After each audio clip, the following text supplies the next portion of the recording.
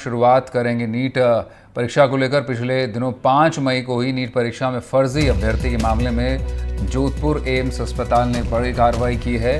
Bihar police से notice के बाद जोधपुर एम्स अस्पताल ने एमबीबीएस स्टूडेंट हुक्मा राम को सस्पेंड कर दिया है। आपको बताएं कि एम्स का स्टूडेंट हुक्मा राम बिहार के मुजफ्फरपुर मालीघाट डीवी सेंटर पर राज पांडे नामक छात्र की जगह परीक्षा देने गया था। उसकी बायोमेट्रिक जांच के दौरान पता चला कि वो राज पांडे की जगह परीक्षा देने आया हुआ था और फर्जी अभ्यर्थी है, ये भी पता लगा। इसके बाद सेंटर संचालक ने पुलिस को सूचना दी और केंद्र संचालक ने सूचना पर कार्रवाई की है। लेकिन केंद्र संचालक ने इस बीच कोई रिपोर्ट दर्ज नहीं करवाई और फर्जी अभ्यर्थी को परीक्षा देने दी।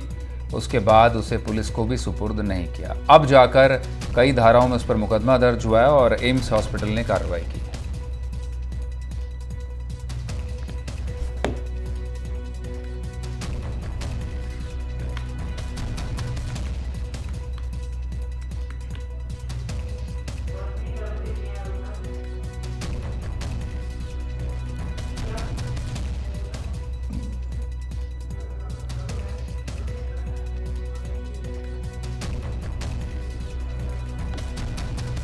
अरुण हर्ष मेरे सहयोगी इस वक्त हमारे साथ मौजूद हैं। अरुण, डमी कैंडिडेट पर निश्चित रूप से पेपर लीक के साथ साथ कार्रवाई चल रही है लगातार। राजस्थान में एक और ये बड़ी कार्रवाई देखने को मिली है जो नीट परीक्षा से जुड़ी हुई है।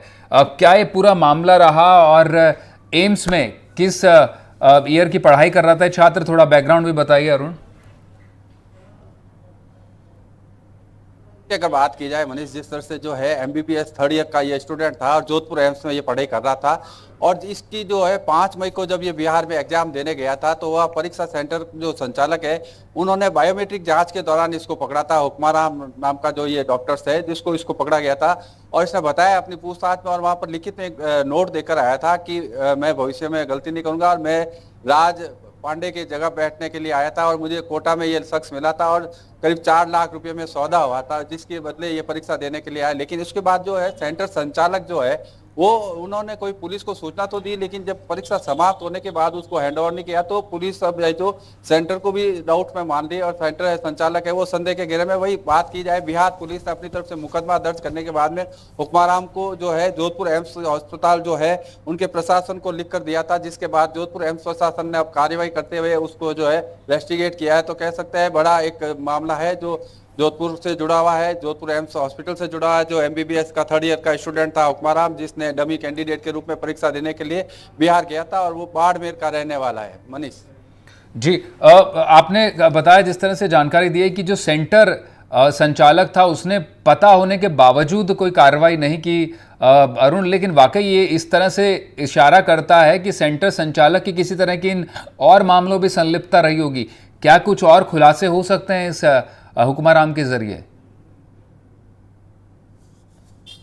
देखिए, अगर बात की जाए बिहार पुलिस के जो सूत्र है वो ये बताते हैं कि बिहार पुलिस ने जब सेंटर संचालक से न तो उन्होंने रिपोर्ट दी और जो ये हुक्मा राम था जब वहां से परीक्षा देने के लिए उसको बैठा दिया गया, जब बायोमेट्रिक जांच में वो पकड़ा गया था उसके बावजूद भी उसको परीक्षा में अलाउ करना कहीं ना कहीं सेंटर संचालक के ऊपर सवाल खड़े होते हैं। और यही कारण है कि बिहार पुलिस है जो अब सेंटर संचालक को भी संदेह की नजर से देख रहे हैं, यानी कि जांच कर रहे हैं उसके खिलाफ भी और साथ ही साथ है हुक्मा राम को पकड़ने के लिए भी है लगातार दबिश दे रहे। साथ ही साथ जिस तरह से एम्स प्रशासन से पत्राचार किया उसके बाद उसको एम्स प्रशासन ने इन्वेस्टिगेट कर दिया गया। तो कह सकते हैं बिहार पुलिस अपनी तरफ से कार्रवाई कर रही है और जल्दी हुक्मा राम है जो पुलिस के जो है बिहार पुलिस के कब्जे में होगा। अरुण, ये सवाल भी इस वक्त पे जानने जरूरी होगा, क्या किसी और परीक्षाओं में भी ये शख्स शामिल रहा? किस तरह की कोई और जानकारी या इसने सिर्फ पहली दफा ये परीक्षा दी थी?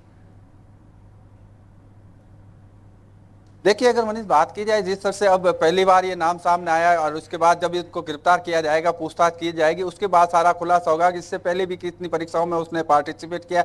लेकिन कह सकते हैं कि बिहार के मुजफ्फरनगर में जिस तरह से जो है बायोमेट्रिक जांच में ये पकड़ा गया था, राज पांडे की जगह परीक्षा देने गया था और कोटा में उसकी मुलाकात हुई थी, तो ये सारी जो घटनाक्रम है उसने अपने हाथ से पेपर पर लिखकर, केंद्र अधीक्षक है उसको लिख कर दिया था कि वो गलती से ये आया और उसे 4 लाख रुपए दिए गए थे और वो डमी कैंडिडेट बन के आया।